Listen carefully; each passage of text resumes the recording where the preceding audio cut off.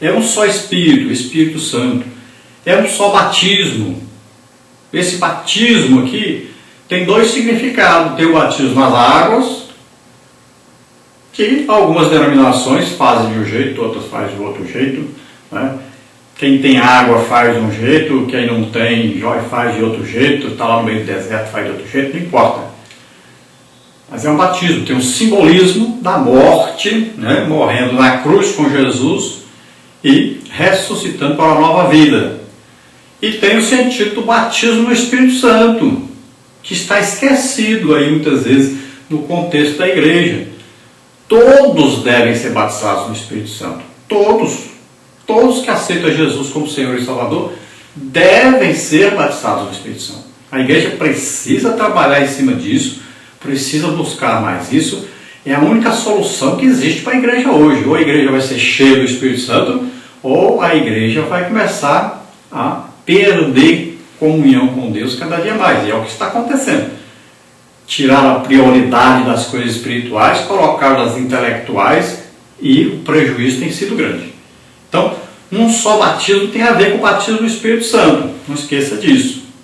A fé também é única. É a fé baseada em quê? Acreditamos que Jesus Cristo, Filho de Deus, veio ao mundo, nasceu como homem, viveu como homem, pegou os nossos pecados sobre ele, morreu na cruz do Calvário em nosso lugar, ressuscitou o terceiro dia. E todo aquele que acredita nisso é salvo. Então nós precisamos acreditar nisso. Essa fé deve ser aí unânime nesse corpo aí, nesse edifício de Deus.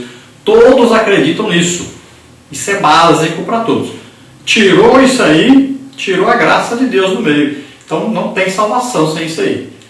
A fé igual de todos.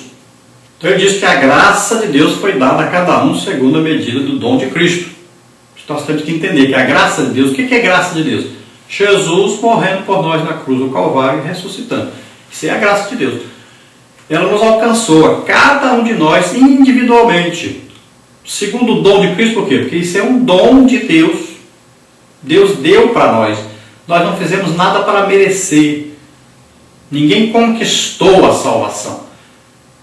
Jesus fez tudo o que era preciso fazer. Nós só precisamos acreditar nisso. Mais nada. Não precisamos fazer nada para ser salvo. Então vamos ver a nossa lição aí. Vamos ver as partes e os tópicos. Primeira parte, a mansidão, o oposto da arrogância. Tópico 1, mansidão não é covardia. Tópico 2, ser manso, é ser corajoso. Tópico 3, a mansidão, fruto do Espírito. Na parte 2 nós temos evitando as pelejas e contendas. Tópico 1, pelejas e discórdias. Tópico 2, ações do homem carnal.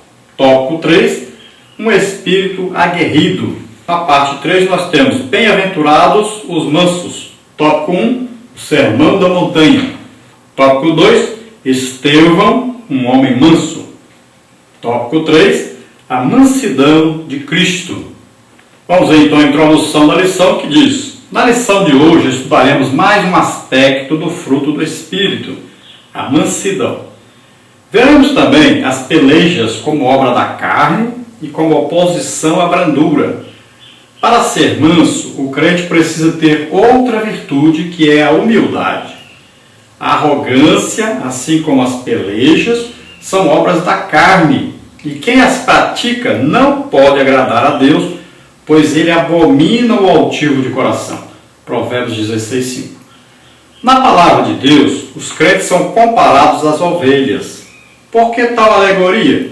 Porque as ovelhas são animais dóceis, mansos e submissos ao pastor. João 10, 14 e 15. Se você é a ovelha de Jesus, então aprenda a ser manso e humilde. Ouça a voz do bom pastor. Então hoje estaremos estudando essa qualidade do fruto do Espírito chamada mansidão.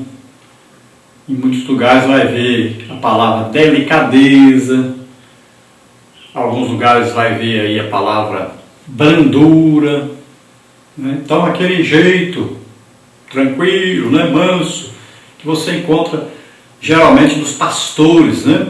Encontra muito isso em pastores, os pastores assim mais trabalhar, os mais idosos já sofreram muito, né? Passaram por muita angústia, muita perseguição. Então ele vai como se fosse assim, queimando, né? Queimando. E ele vai ficando manso, né? Humilde, tranquilo, porque com o passar dos anos a experiência chega e aquele cansaço, né, de lutar com as pessoas, de sofrer perseguição, de orar muito, jejuar muito, trabalhar na obra de Deus muito, então ele vai sendo moldado. Então é uma vida cristã que vai sendo moldada e a pessoa vai ficando assim. Alguns já têm essa característica própria, né? Outros vão desenvolvendo. Agora, à medida que você necessitar disso, você estando em comunhão com o Espírito Santo, ele vai fornecendo isso no dia a dia. Então fala aqui das pelejas, né? Das arrogâncias. Então o homem é sujeito a isso, a de repente achar que é grande, que é melhor do que os outros, quiser pisar as pessoas, passar por cima. É uma tendência, principalmente quem está na liderança de igreja, tem a tendência de achar que todos são empregados, né, subalternos, começa muitas vezes a passar por cima das pessoas, a querer impor as suas ideias, né, não prestar conta dos seus atos. É uma coisa que vai acontecendo normalmente. Então é preciso parar, buscar a humildade e aceitar que todos nós somos servos, estamos na igreja para servir. Estamos aqui para abençoar as pessoas, para servir as pessoas. Então nós vamos aprendendo com o nosso dia a dia, com a nossa vida cristã, e a mansidão vai chegando, porque a gente vai tendo assim uma intimidade com Jesus, com o Espírito Santo, e nós vamos aprendendo que Jesus é manso e humilde de coração. Às vezes você não consegue entender, se você olhar, por exemplo, para Jesus chicoteando lá os animais no templo, derrubando mesas, né? O tratamento que ele dava aos hipócritas ali, aos saduceus, os fariseus, né? Muitas vezes brigando, discutindo. Às vezes você não entende qual o manso. Então isso não tirava a mansidão de Jesus, não deixava de ser manso por causa disso. Muitas vezes nós vamos enfrentar essas coisas, nós vamos pregar o Evangelho, vamos encontrar gente que vai vir contra, né? Gente que vai lutar contra o Evangelho, lutar contra a gente querendo matar a gente. Isso tudo é normal na vida do crente. Mas você continuará sendo manso. Não vai deixar de ser manso por causa disso. Mesmo porque nós não vamos ver Jesus dando murro em ninguém, né? Não vamos ver Jesus xingando palavrão. Então, ele continuou sendo manso. Sofreu perseguição, morreu morte de cruz, mas nunca andou batendo em ninguém por aí não. O apóstolo Paulo pelo mesmo rumo, né? Então nós vamos ver que continuaram sendo mansos, humildes de coração, está lá dentro, vem de dentro e chega lá de fora. Então sempre os crentes são comparados aí a ovelhas, um grande rebanho. Em João 10, Jesus chama a terra de aí, um grande curral, né? E ele diz que o bom pastor chega aí, entra nesse curral pela porta do nascimento físico. Ele entrou, veio para dar a vida pelas ovelhas. Ele é o bom pastor. Olha, ele chama a todos de ovelhas. E ele diz que entrou outro aí por outra parte, não nasceu como homem. Esse veio matar, roubar e destruir. Esse é Satanás. Então cuidado que ele está por aí, né? Então Jesus disse, mas o bom pastor, as ovelhas ouvem a sua voz, acompanham esse pastor, atendem esse pastor, obedecem a esse pastor veio para dar a vida pelas ovelhas. Esse é o verdadeiro pastor, é aquele que dá a vida pelas ovelhas. Ele não está dando a vida por ele, não está buscando o que é da ovelha, mas ele quer buscar a ovelha para Deus. Não é o que a ovelha tem para ele. Ele quer buscar a ovelha para Deus. Ele quer conduzir essa ovelha para Deus. Então ele é capaz de dar a sua própria vida para que essa ovelha seja salva. E Jesus diz, por isso o Pai me ama, porque eu dou a minha vida. Olha aí. Dá a vida. É importante isso, entender isso. Nós estamos aqui para dar a vida pelos outros. E o pastor é manso, humilde de coração. Imagina o trabalho que dá às ovelhas. A ovelha dá muito trabalho, não come qualquer coisa, quer andar de duas em duas. A ovelha se perde de vez em quando, tem que pegar e trazer no colo. Dá trabalho. Então nós somos chamados de ovelhas, devemos ser ovelhas para ajudar o pastor. Se a ovelha virar lobo, vai dar um trabalhão doido.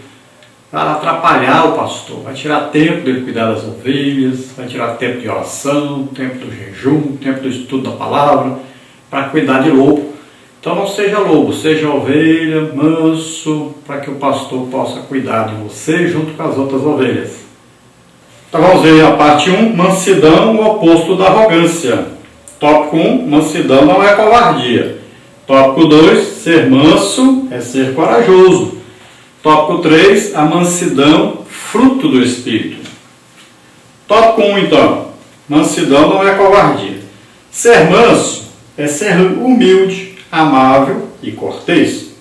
A mansidão como fruto do Espírito é uma atitude interior que nos leva a agir com graça e amor, mesmo diante de situações difíceis. Paulo, ao escrever a segunda epístola aos Coríntios, estava enfrentando uma situação muito difícil. Alguns falsos apóstolos estavam difamando, distorcendo suas mensagens, enfraquecendo sua autoridade e seu apostolado. 2 Coríntios capítulo 10 até o capítulo 13. Contudo, o apóstolo agiu com mansidão e bondade para com os irmãos. Ele inicia a epístola falando a respeito do consolo que recebera de Deus e dos irmãos. 2 Coríntios 1, de 1 a 6. Muitos podem pensar que Paulo era um tanto rígido com os irmãos, mas ele era muito equilibrado.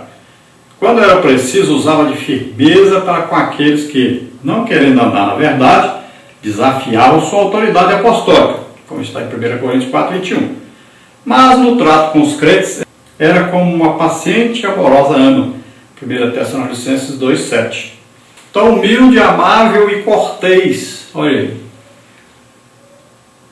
Essa é a mansidão que se espera de todo crente, normal, né? Então ele deve ser isso. Deve ter uma personalidade que faz com que as pessoas se aproximem e não que fujam. Muitas vezes você conhece um líder que ao invés de aproximar as pessoas dele, ele faz afastar as pessoas. As pessoas têm até medo de conversar com ele. Então é preciso ter essa amabilidade, né? Essa maneira de se chegar às pessoas, conversar com as pessoas, saber o problema que cada um tem. O pastor, ele deve visitar suas ovelhas, né? Deve ouvir as ovelhas, saber os problemas das ovelhas.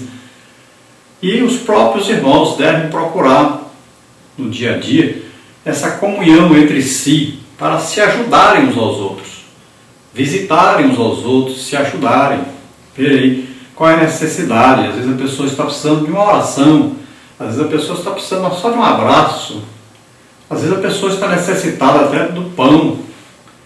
Então, deve haver essa comunhão, deve haver esse amor, deve haver essa amabilidade. São irmãos, né, em Cristo, então deve haver essa comunhão. Então essa qualidade do fruto do Espírito, a mansidão, vai fazer com que nós tenhamos essa maior comunhão entre nós, possamos conversar mais um com o outro, né, e nos ajudar mais uns aos outros. Nas situações que vão surgindo difíceis, o Espírito Santo vai nos ajudando então a solucionar. Vamos ver aí, Paulo passa por vários problemas. Não quer dizer que Paulo aceitava tudo mansamente, humildemente e deixava passar. Não, ele corrigia quem precisava de correção. O Evangelho não ensina ninguém também assim, a mansidão assim, que você aceita tudo que acontecer, para você estar tudo bem, faz de conta que não aconteceu nada, vê o pecado, não condena. Não, não é isso que a Bíblia ensina, não. Mansidão não quer dizer que você agora vai aceitar tudo, não. O apóstolo Paulo corrigia quando era necessário e com veemência, não era correção, brincadeira, não, era